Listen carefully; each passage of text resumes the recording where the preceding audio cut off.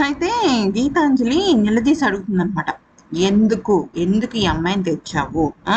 తీసుకొచ్చి నాకు తెలియకుండా నేను వెతుకుతున్న అమ్మాయిని అమ్మ కోసం పనమ్మాయిగా ఎందుకు పెట్టావు అని చెప్పేసి పదే పదే గుచ్చి గుచ్చి అడుగుతూనే ఉంటుంది. అయితే మనీష్కి నోట్ల నుంచి మాట రాదు. నేను చేసిన తప్పే అత్తయ్యా, కానీ చేయలేని పరిస్థితుల్లో నేను చేశాను అని పాపం ఏదో చెప్తూ ఉంటాడు.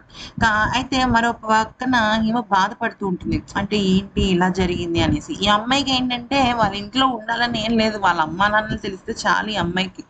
ఉన్నంత వరకు చక్కగా హ్యాపీగా చేసుకుంటూ ఉంటుంది. అయితే ఇక ఈలోపు గీతాంజలి హస్బెండ్ బాలచంద్ర వచ్చి అంటాడు, చెప్పు మనీష్, మీ అత్తయ్య ఇంత బాధపడుతుంది, మీ అత్తయ్య మాట అసలు నువ్వు జవదాటవు కదా, అలాంటిది ఇప్పుడు ఎందుకని ఇంతలాగా చేస్తున్నావు, అబద్ధం ఎందుకు ఆడుతున్నావు అని చెప్పేసి చాలా రకాలుగా ప్రశ్నిస్తూ ఉంటారు అనమాట మనీష్ని. అయితే దేనికి సమాధానం చెప్పడు, మౌనంగానే ఉంటాడు. ఎందుకు అంటే పాపం తన చేతుల్లో లేని పని కదా అది. అయితే ఇంకా అడిగి అడిగి అడిగి అడిగి ఇంకా ఏం చెప్పాలో అర్థం కాని పరిస్థితుల్లో వీళ్ళ నాన్న వస్తాడనమాట. వీళ్ళ నాన్న వచ్చి మనీష్ అలాగా తన ఇంట్లో పెట్టడానికి మా ఇంట్లో పెట్టడానికి నీకు చెప్పకపోవడానికి కారణం నేనే, ఎందుకంటే నేనే మాట తీసుకున్నానని చెప్పి చెప్పడంతో ఇక్కడ గీతాంజలి షాక్ అయిపోద్ది అనమాట. అదేంటి నాన్న ఎందుకు ఇలా చేశారు అనేసి కంగారు పడిపోతూ ఉంటుంది. అయితే ఇంకా వాళ్ళ నాన్న అంటాడు, నేనే తీసుకొచ్చి పెట్టాను, నేనే చెప్పొద్దన్నాను, అందుకే వాడు చెప్పలేదు అంటే, ఓహో అందుకనేనా నీ తాతయ్యతో కలిసి నువ్వు గేమ్ ఆడావా అని చెప్పేసి అంటుంది. నీకు నా మీద ప్రేమ లేదు అంటే ఈలోపు సంజన అంటుంది, అదే గీతాంజలి, నాన్న మీకు ఒక విషయం చెప్తాను, ఈ పనమ్మే కాకుండా మీకు ఇంకెవ్వరూ దొరకలేదా, ఇది ఒక్కతే దొరికిందా మీకు, నేను నా జీవితాన్ని నా కెరియర్ని సర్వనాశనం చేసింది అమ్మా, నాకు అసలు ఇష్టమే లేదు ఇవదంటే అని చెప్పేసి అంటే అప్పుడు నాన్న ఏం మాట్లాడు. అయితే అంటుంది, ఓకే జరిగిందితో జరిగిపోయింది, ఇప్పుడు ఇవన్నీ బయటికి పంపించేసేయండి, నేను పనమ్మాయిని తీసుకొస్తాను అంటే నేను పంపించను అంటాడు.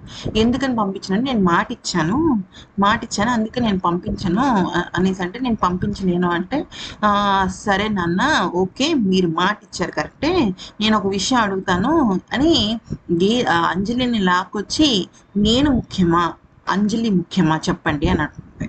అంటే అప్పుడు పెద్ద అంటాడు, అంజలికి ఇచ్చిన మాట ముఖ్యం, నువ్వును ఈ అమ్మాయి ఇద్దరు కాదు, నా మాట నాకు ముఖ్యం అనేసి అనడంతో అంజలి హ్యాపీ, కానీ గీతాంజలి మాత్రం ఇల్లు వదిలేసి వెళ్ళిపోతుంది. పైగా ఏమంటుందంటే, నేను ఈ ఇంట్లోకి అడుగు పెట్టాలి అంటే ఈ అమ్మాయి బయటకు వెళ్ళిపోవాలి అంటుంది. మనీష్ అందరు బ్రతిమలాడతారు, కానీ ఎవ్వరి మాట వినదనమాట, వెళ్ళిపోతుంది. అందరూ బాధగా ఫీల్ అవుతూ ఉంటారు అనమాట. అయితే ఇంకా ఈలోపు వాళ్ళ అన్నయ్య వచ్చి, ఏంటమ్మా వెళ్ళిపోతున్నావు అంటే, వెళ్ళి నీ నాన్న అడుగు అంటుంది. అయితే కోపంగా ఉంటాడు వీళ్ళ అన్నయ్య, అసలు ఈయన వల్ల కదా మొత్తం చెత్తంతా జరిగింది. అసలు నిజంగా కనుక ఆ రోజు ఈ పాపతో ఉండేటట్టు చూడమంటే సరిపోయి ఉండేది. వీడేం చేశాడు, చెల్లె బ్రతుకు కోసం పాపం ఈ అమ్మాయి బ్రతుకు పాడు చేస్తాడు.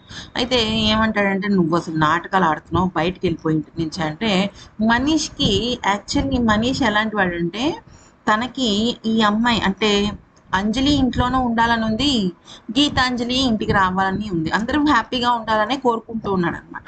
అయితే ఈ లోపు అంటాడు, అసలు ఈ అమ్మాయి ఎవరు, నా చెల్లెలు కన్నా అంటే నీ కూతురు కన్నా కూడా ఈ అమ్మాయి అంటే ఎందుకు నీకు విలువ ఎక్కువ అంటే, ఈ ముసలాయనకి టెన్షన్ పెరిగిపోతుంటుంది అనమాట. ఎందుకంటే నిజం చెప్తే ఈ అమ్మాయిని చంపేస్తాడు, చెప్పకపోతే నేనే తెలుసుకుంటాను, 24 గంటల్లో ఏమో పుట్టు పూర్వతరాలు నేను ఏంటో తెలుసుకుంటాను అని బెదిరించి, చెప్పండి చెప్పండి చెప్పండి చెప్పండి అంటే ముసలాయనకి లో బీపీ వచ్చేసి ఆ ఊపిరి అందక కింద కుప్ప కూలిపోతాడు.